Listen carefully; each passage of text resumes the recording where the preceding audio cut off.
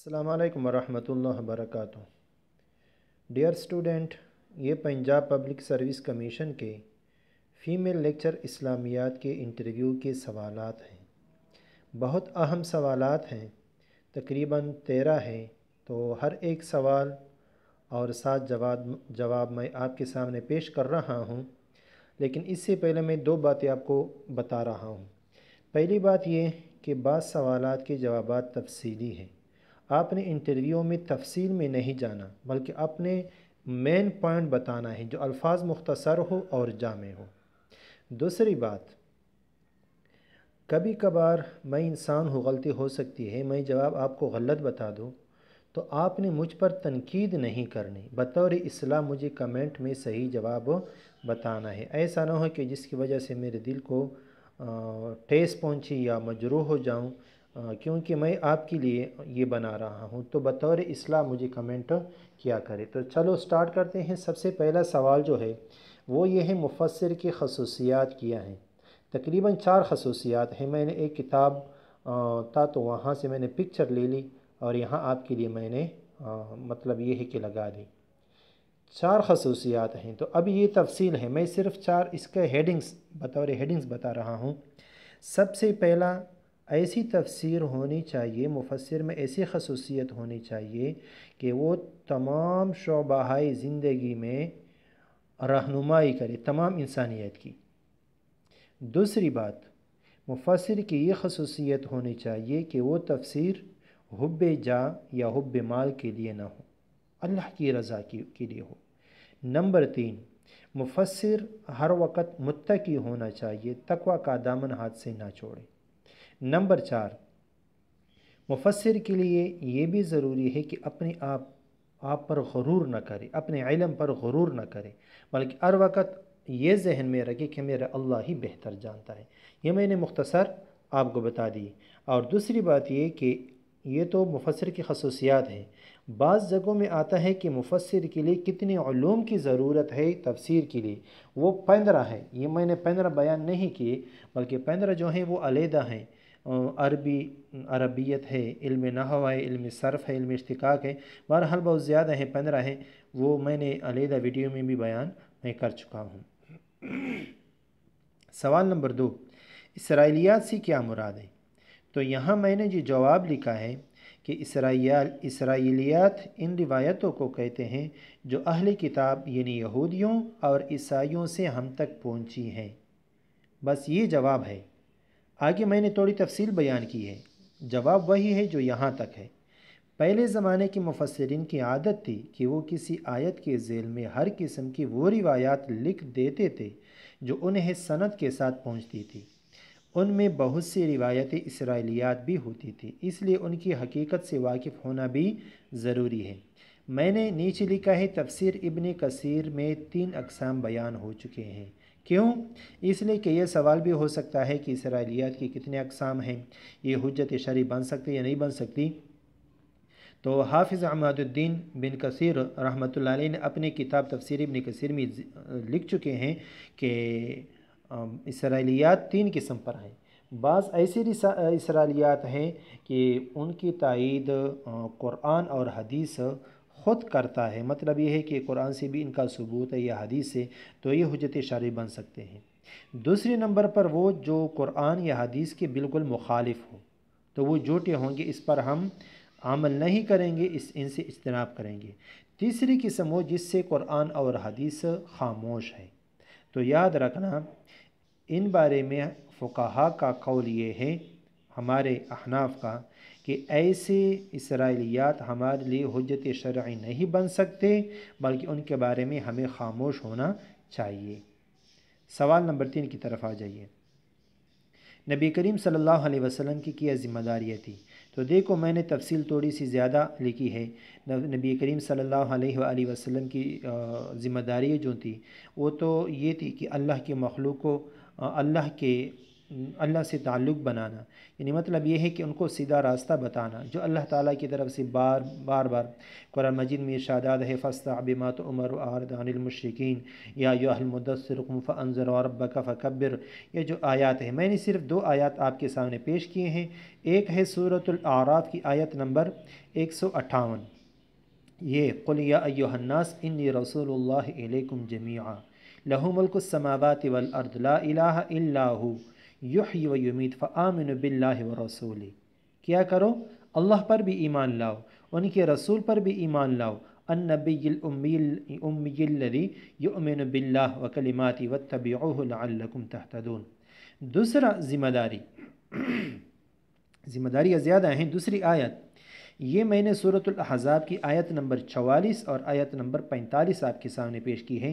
یا ایھا النبی انا ارسلناک شاہدا ومبشرا ونذیرا وداعیا الی اللہ باذنہ وسراجا منیرا۔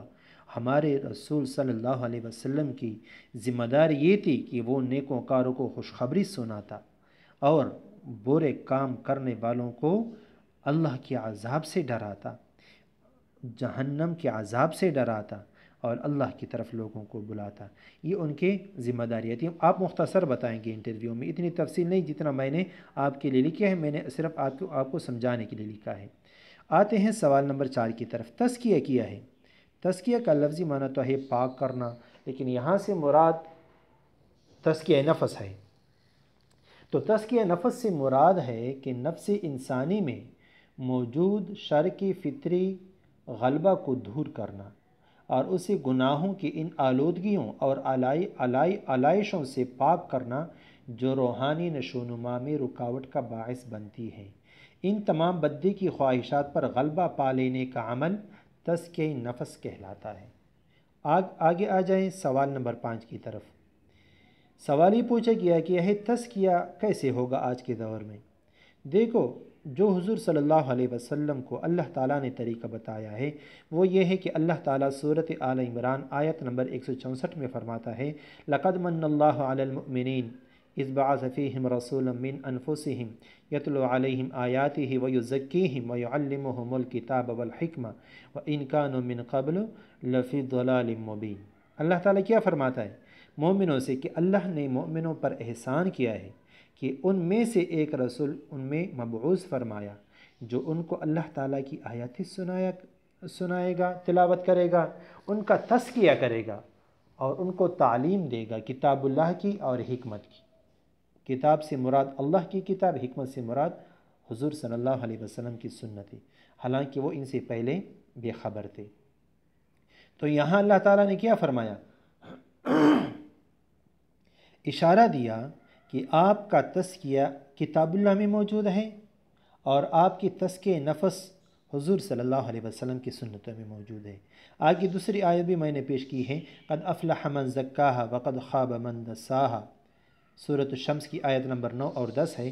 اللہ تعالیٰ نے محمد صلی اللہ علیہ وسلم کو مبعوث فرمایا اور آپ کو وہ طریقے بتائے جن کے ذریعے آپ نے بنی نوع انسان کا تزکیہ کیا، انہیں پاک اور صاف کیا۔ بہرحال حضور صلی اللہ علیہ وسلم کے طریقوں کے اپنانے میں تزکیہ نفس ہے۔ مختصر جواب یہ ہے۔ آتے ہیں سوال نمبر 6 کی طرف۔ یہ تھا سوال نمبر 5، ٹھیک ہے۔ سوال نمبر 6، اخلاق کون سا فعل ہے، کس باب سے ہے؟ اللہ اکبر، مشکل سوال ہے کیونکہ اخلاق فعل نہیں ہے، اخلاق اسم ہے۔ میں نے لکھا ہے اسم بھی ہے، مذکر بھی ہے، جمع بھی ہے، خلق کی جمع ہے، یاد رکھنا۔ آگے سوال نمبر 7، ثلاثی مزید فی کے افعال کون کون سے ہیں؟ ایک ہے ثلاثی مجرد، وہ میرے خیال میں 6 ابواب ہے اس کے، جبکہ ثلاثی مزید فی کے تقریباً 10 ہیں۔ افعال، تفعیل، مفاعلہ، تفاعل، افتعال، استفعال، انفعال، افعلال، افعیلال، یہ 10 ابواب ہیں ثلاثی مزید فی کے۔ سوال نمبر 8 کی طرف آ جائیں۔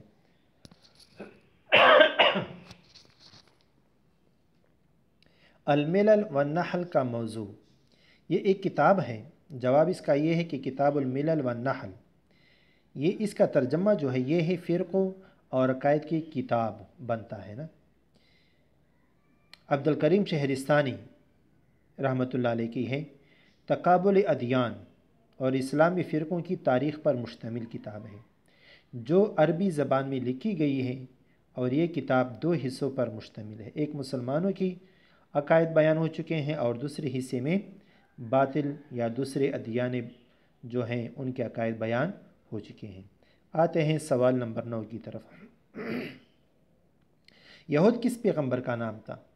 جی جواب یہ ہے، یہ پیغمبر نہیں تھے۔ یہودی جمع یہود آتا ہے، یہودیت کے پیروکار کو کہتے ہیں، جو قدیم بنی اسرائیل کی اولاد میں سے ہیں۔ آگے آتے ہیں سوال نمبر 10 کی طرف۔ احکام عشرہ کیا ہے؟ ہاں، وہاں یہ سوال بھی ہو سکتا ہے کہ یہودیوں کو یہود کیوں کہا جاتا ہے؟ کیونکہ یعقوب علیہ السلام کے جو 12 بیٹے تھے ان میں ایک کا نام یہودا تھا، تو اسی وجہ سے وہ یہودی مشہور ہو گئے۔ احکام عشرہ کیا ہے؟ احکام عشرہ یا 10 احکام، جس کو انگلش میں 10 کمینڈمنٹس کہتے ہیں، موسوی شریعت کی روح سے بنی اسرائیلی امت کو جو 10 ابتدائی ہدایات دی گئی وہ احکامات عشرہ کہلاتی ہیں۔ یہ احکامات بنی اسرائیل کی عقیدے کے مطابق خدا نے موسیٰ علیہ السلام پر نازل کیے، جو وہ پتھر کی 2 سلوں پر کندہ کر کے لائے۔ تورات کی دوسری کتاب خروج میں ان کا اندراج موجود ہے۔ ان احکامات کو 2 حصوں میں تقسیم کیا جا سکتا ہے، اول جو خاص خدا سے متعلق ہے، دوم جو بنی نوع انسان کے متعلق ہے۔ تو میں نے پوری تفصیل آپ کو بتا دی، آپ نے صرف جواب میں مختصر بتانا ہے کہ حضرت موسیٰ علیہ السلام کو جو 10 احکامات مل چکے تھے تورات میں، اور جو خروج میں ذکر ہیں، ان کو 10 کمینڈمنٹس کہتے ہیں، احکامات عشرہ کہا جاتا ہے۔ آگے آتے ہیں سوال نمبر 11 کی طرف۔ یہود کا عقیدہ آج رد کیا ہے؟ یاد رکھنا دوستو کہ یہ ہوگا لفظ عقیدہ آخرت۔ مجھے جو سوال بھیجا گیا تھا اسی طرح ہی بھیجا گیا تھا، عقیدہ آخرت۔ تو جس نے بھی مجھے سوالات بھجوانے ہو نا، تو یہ سوالات تھوڑے سے تفصیل سے لکھیں، مبہم نہ ہو۔ تو یہ لفظ آخرت ہوگا۔ یہود کا آخرت سے متعلق عقیدہ یہ ہے کہ قیامت آئے گی اور سزا و جزا بھی ہوگی، لیکن وہ ہر ایک اپنے آپ کو جنت کا مستحق سمجھتا ہے اور دوسرے کو گمراہ سمجھتا ہے۔ یہ لوگ اللہ سے امیدیں باندھے ہوئے ہیں جس کا حقیقت سے کوئی تعلق نہیں۔ سوال نمبر 12، کیا یہ عقیدہ درست ہے؟ مطلب یہ کہ جو بیان ہوا یہ عقیدہ درست ہے؟ نہیں، درست نہیں ہے، کیونکہ انہوں نے جو امید باندھا ہوا ہے اللہ سے، اللہ تعالیٰ کی ہر ایک جنت کا مستحق ہے، یہ غلط ہے۔ اچھا، اگلا سوال نمبر 13 جو ہو چکا ہے وہ یہ ہے، قرآن میں اس عقیدے کی تردید کیسی ہوئی؟ مطلب یہ ہے قرآن نے رد کیا ہے۔ تو قرآن میں سورۃ البقرہ آیت نمبر 111 میں ارشاد باری تعالیٰ ہے، وَقَالُوا لَن يَدْخُلَ الْجَنَّةَ إِلَّا مَنْ كَانَ هُودًا أَوْ نَصَارَىٰ تِلْكَ أَمَانِيُّهُمْ قُلْ هَاتُوا بُرْهَانَكُمْ إِن كُنتُمْ صَادِقِينَ۔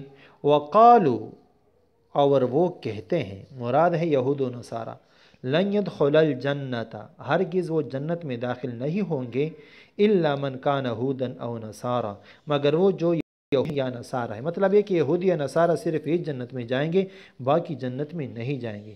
تو یہاں یہ ان کا عقیدہ بیان ہوا۔ تلک امانیہم، اللہ تعالیٰ کیا فرماتا ہے؟ یہ ان کی دل بہلانے والی باتیں ہیں۔ ہماری استاد محترم فرمائے تھے یہ ان کی ول وشیز ہیں، انگلش میں بتایا کرتے تھے کہ یہ ان کی ول وشیز ہیں۔ بس قل، آپ کہہ دیجئے اے محبوب، اللہ تعالیٰ فرماتا ہے، ہاتو برہانکم، کوئی دلیل تو سامنے پیش کرو، ان کنتم صادقین، اگر اس بات میں تم سچے ہو۔ تو یہاں قرآن میں تردید ہو چکی ہے کہ نہیں یہ اس بات میں سچی نہیں ہے۔ یہاں تک آپ کا انٹرویو ختم ہو جاتا ہے کیونکہ 13 سوالات مکمل ہو گئے۔ تو دیکھنے کا شکریہ، جزاکم اللہ۔